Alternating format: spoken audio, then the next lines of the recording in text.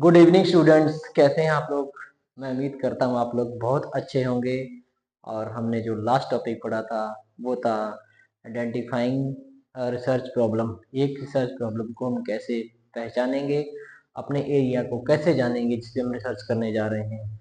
और आज हम जो पढ़ेंगे उससे एक स्टेप आगे, selection and formulation of research problem. Selection और कैसे हम अपनी जो हमारी रिसर्च प्रॉब्लम होगी उसको फॉर्मुलेट करेंगे। तो चलिए स्टार्ट करते हैं। यहाँ पे जब हम बात करते हैं सिलेक्शन ऑफ रिसर्च प्रॉब्लम की, तो उसमें जो हमारा टॉपिक है आज का, steps in selection and formulation of research problem. हमारा जो पहला स्टेप है वो क्या होगा जब हम प्रॉब्लम को सिलेक्ट करने जाते हैं या फॉर्मुलेट करने जाते हैं। सबसे पहले है identify a broad area of interest.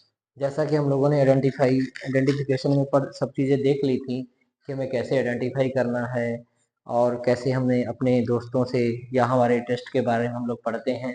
और सभी चीज़ों को करने के पश्चात हम फिर आते हैं कहाँ पे, identify a broad area of interest. जो हमारा इंटरेस्ट का एरिया है उसके बारे में हम लोग पहचानते हैं कि कहाँ कहाँ हम रिसर्च कर सकते हैं जिसमें हमें रिसर्च करने में अच्छा महसूस हो। उसके बाद है dissect the broad study area into sub areas. Dissect का मतलब होता है बांटना, विच्छेदन करना। जो हमारा इंटरेस्ट का एरिया है उसको हम सब एरियाज में बांटते हैं। जैसे हमारा जो एरिया है वो एजुकेशनल साइकोलॉजी है, ठीक है। उसके बाद हम उसको बांट लेंगे, इंटेलिजेंस पे कर रहे हैं या पर्सनैलिटी पे कर रहे हैं, उसमें हम सब एरियाज ढूंढते हैं। सब एरियाज भी हमारे इंटरेस्ट के अकॉर्डिंग ही होता है। तो यहाँ पे क्या होगा, dissect the broad study area into sub area. Sub areas में हम डिवाइड कर लेंगे। उसके बाद क्या है, select interested sub area, find your area of interest. दोनों एक ही बात है लेकिन इसको लिख दिया इसलिए कि आपको कंफ्यूजन ना हो। सेलेक्ट इंटरेस्टेड एरिया, सब area, find your area of interest. अब उनमें से हम एक एरिया सेलेक्ट करेंगे। जो भी हम जो हमने ब्रॉड एरिया को पढ़ा है उसमें से जो छोटा एरिया जो हमारे इंटरेस्ट का है, सब एरिया, सब टाइप उसका होगा, उसको हम सिलेक्ट करते हैं इसमें।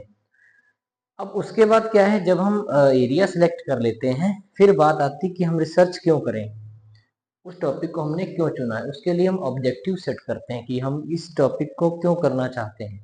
तो यहाँ पे हम अपना उद्देश्य बनाते हैं कि हमारा जो पर्पस रहने वाला है रिसर्च करने का वो क्या होगा। उसके बाद है असेस योर ऑब्जेक्टिव। अब जो हम ऑब्जेक्टिव बना रहे हैं उसको असेस करेंगे। अब यहाँ पे थोड़ा सा आपको समझना है। असेस का मतलब है कि जो हम ऑब्जेक्टिव बना रहे हैं उसको हम अचीव कर पाएंगे या नहीं कर पाएंगे, वो हमारे फाइनेंशियल बजट में है या नहीं है, वहाँ पे हमारी वो रीचेबल है कि नहीं है, वहाँ पे हम पहुँच सकते हैं कि नहीं पहुँच सकते हैं। ये सारी चीज़ें क्या है हम इसमें देखते हैं। असेस योर ऑब्जेक्टिव, जो हम ऑब्जेक्टिव बना रहे हैं यहाँ पे हमें इस चीज़ पे ध्यान देता होता है कि हम हमारी हाइपोथेसिस क्या होंगी और हमारे वेरिएबल्स क्या होंगे। ये सारी चीज़ों को हम यहाँ पे सोच लेते हैं कि हम ऑब्जेक्टिव को अचीव कर पा रहे हैं या नहीं कर पा रहे हैं, ठीक है। तो यहाँ पे क्या होगा, यहाँ पे हम थोड़ा सा नोट कर लेते हैं हमारे ऑब्जेक्टिव बजट में है कि नहीं है, ठीक है। बजट में है, पहुंच में है कि नहीं है, पहुंच होगी हमारी कि नहीं होगी। ये सारी चीजें क्या है हम यहाँ पे देखते हैं कि हमारे ये बजट में है, पहुंच में है, वहीं पर हम यहाँ पे अपने टॉपिक को असेस करते हैं, ठीक है जी। अब नेक्स्ट है consider ethical issues. Ethical issues मतलब होता है कि नैतिक मुद्दे। हम अपने नैतिक मुद्दों को भी ध्यान में रखते हैं।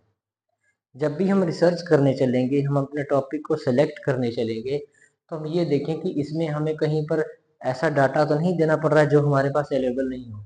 मान लीजिए कुछ चीज़ें हमें नहीं मिल रही, कुछ हमें उससे रिलेटेड हमारे पास डाटाज नहीं है, नहीं हमें कलेक्ट कर पा रहे हैं, हम कुछ गलत डाटा या झूठे डाटा तो नहीं दे रहे हैं, देंगे इसमें। ये चीज़ हमें पहले क्लियर करनी होती है कि हमारे पास जो डाटा है वो हमारी रिसर्च से रेलिवेंट हमें मिल सकता है कि नहीं मिल सकता है।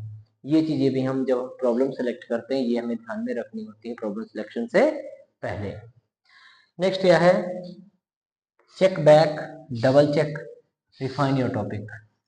चेक बैक का मतलब है कि जब हमने टॉपिक के बारे में पढ़ा, सिलेक्शन के लिए हमने सारा प्रोसेस किया, उसके बाद हम चेक करते हैं कि अब हम देखें कि हमारा टॉपिक कैसा है और हमारे ये उसमें आ रहा है कि नहीं आ रहा है, हम इसको अचीव कर सकते हैं कि नहीं कर सकते हैं, जो हमारे हाइपोथेसिस हैं, जो हमारे ऑब्जेक्टिव्स हैं, इनको हम अचीव कर पा रहे हैं कि नहीं कर पा रहे हैं, हमारे बजट में है कि नहीं है, हमारी पहुंच में है या नहीं है, ये सारी चीजें हम देखते हैं और उसके बाद ही जो है हम टॉपिक को फाइनलाइज करते हैं।